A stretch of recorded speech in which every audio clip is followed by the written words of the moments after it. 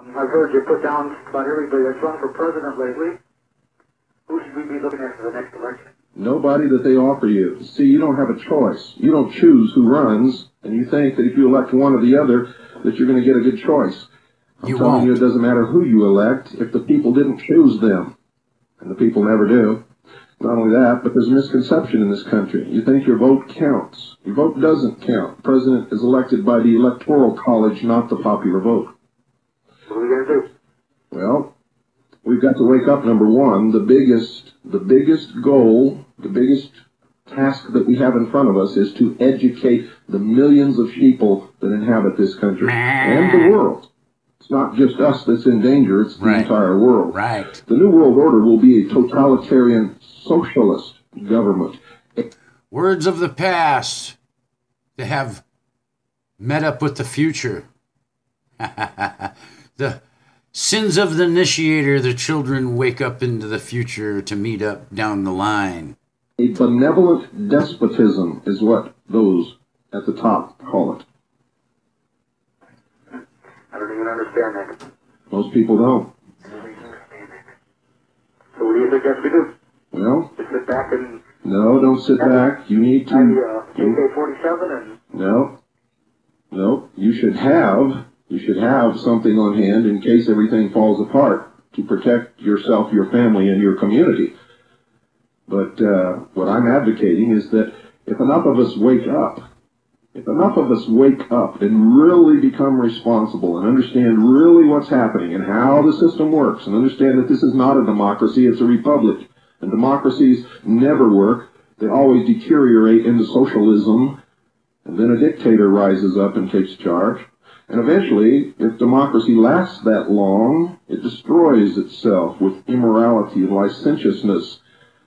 Look at the old Roman Empire, which began as a democracy. Look at all the democracies that sprang up and tried to survive in the past. Look what happened to them. You see, when you have one man, one vote, the people basically are selfish. They're greedy. They always vote themselves everything that they can possibly get until there's nothing left and everything disintegrates. If you want to sit back and let it happen, well, that's your choice, but I'm not sitting back and letting it happen. I'm just one person just like you. Educate your family, educate your neighbors, educate your community. Take our country back. As a republic, become once again what we were intended to be. Of, for, and by the people means that we have to know everything that's happening in Washington all the time. We are supposed to be the arbiters of our own fate. We must be the watchdogs of our government. We began as sovereign kings in our own right when this country was formed, and the government was our chattel servant. We are quickly becoming the property of the government, which is becoming, once again, the Roman Empire. Now, this will eventually collapse too, but when it collapses, it will collapse into anarchy, and race wars will begin to rage across the landscape, and people will kill you for a can of spinach in your cabinet. And I asked you, should I go and buy me a gun and protect myself? And you said no. No, that's not what I said. I said that you should have those items on hand to protect yourself, your family, and your community. Didn't I?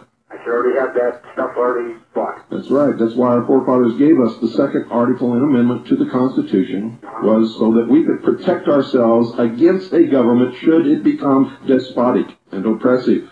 And from It's coming. I believe it. It's coming. Yes, it is coming. Very fast. The purpose of this program is to wake the sheeple, empower the people, and try to save this nation and thus freedom for the world. You see, if we lose our Constitution and Bill of Rights, freedom will fall everywhere in the world that it exists. This is the only place in the world that has a chance to stave off socialism. Socialism has always destroyed everything that it has ever touched. It takes everything away from you, including your dignity and self-respect. And you reach a state of total dependency, where the government becomes your father and you become a helpless child. And you pretend to work, and they pretend to pay you. Is that what you want? You have a right to vote,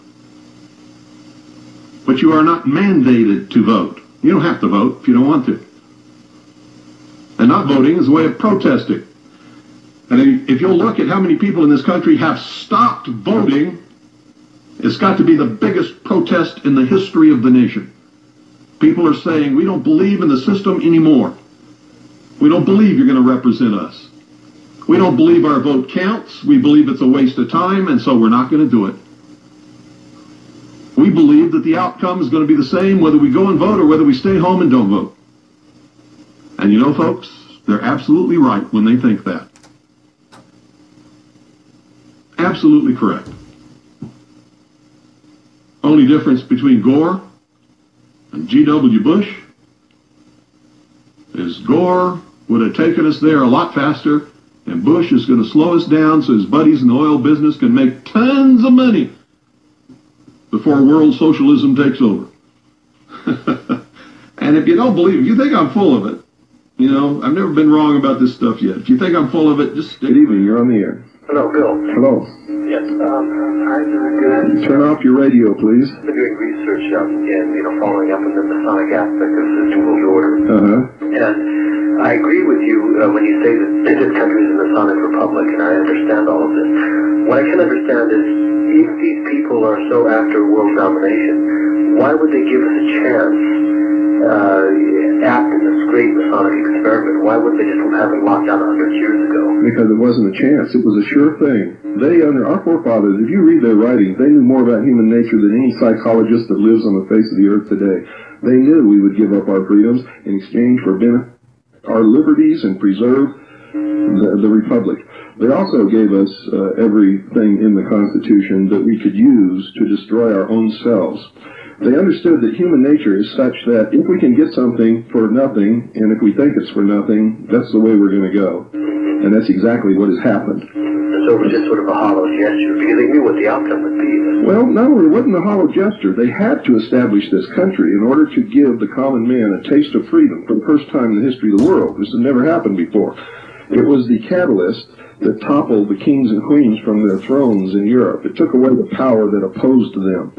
Number two, it was to prove to the common man that he could not rule himself. They knew that human nature, common man would through his human nature, his human foibles and failings, give up everything that they had given us, and then that would be the reason quoted to us in the New World Order why we cannot have those liberties or freedoms. I see. And so actually this was set up as the power transference was taken away from the old the aristocrats. That's right. And this country was the instrument which would bring into the world the New World Order, and it was all put into the Great Seal of the United States. If you know how to interpret the symbolism of the mysteries, it's all right there. Who they were, what they were about, and what they intended to bring about is right there in the Great Seal. I see. Did you know that Albert Pike is buried in the walls of the House of the Temple in Washington, D.C.? Yes. Yeah. And also, what is the UN meditation room? It is a place where those who understand the religion of the New World Order go to meditate and practice through symbology the religion right there in the United Nations. Okay, so well, thank you very much, Bill, and be careful. You're welcome.